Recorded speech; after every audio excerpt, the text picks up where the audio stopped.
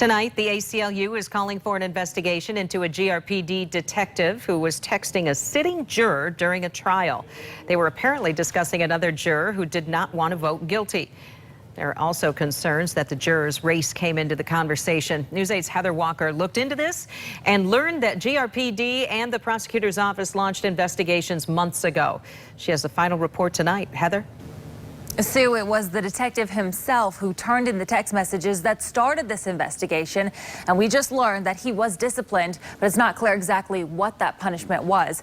This all happened back in December, and a special investigation that finished in January determined there was insufficient evidence to support any juror tainting and concluded no crime was committed. This investigation began back in December. Some people may say that the ACLU is just trying to use this for some kind of agenda. You know, what do you say to those people that say, why bring this up now? The ACLU is firmly committed to ensuring the civil rights and civil liberties of all Americans. At the center of this complaint is Detective Robert Zabriskie, a man who's been with GRPD for 24 years. The ACLU shared the court transcripts with the text message exchange. It starts with the juror saying, "Jury duty is a nightmare." Then the detective responding, "This is not a nightmare. It's your civic duty. We need good people to show up and say they don't have preconceived notions about guilt or innocence, and then find the defendant guilty.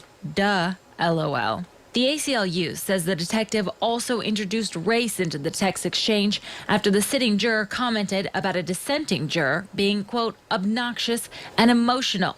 Zabriskie then texted, "Is this a black lady?"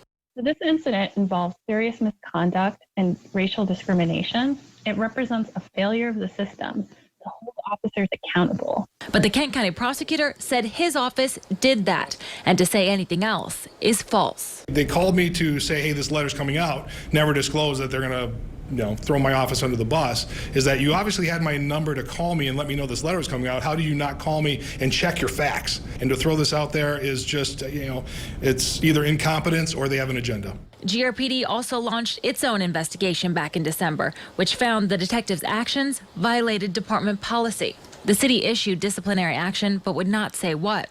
After learning about these investigations, the ACLU says it's not enough. It is good that the detective involved admitted what he had done so that it could be brought to the attention of the court. And it's good that the prosecutor assigned to the case immediately brought this to the attention of the court when he learned about it. However, this is a serious matter. Even if he realized afterwards that what he did was wrong, he should have known, after 24 years of experience, he should have known how improper it was to talk about deliberations with a sitting juror. And the fact that he apparently believes negative stereotypes about Black people and was pushing a juror to have someone expelled on the basis of their race from a jury are serious matters. We have the full court transcripts with the text exchange at woodtv.com. Reporting in studio, Heather Walker, News 8.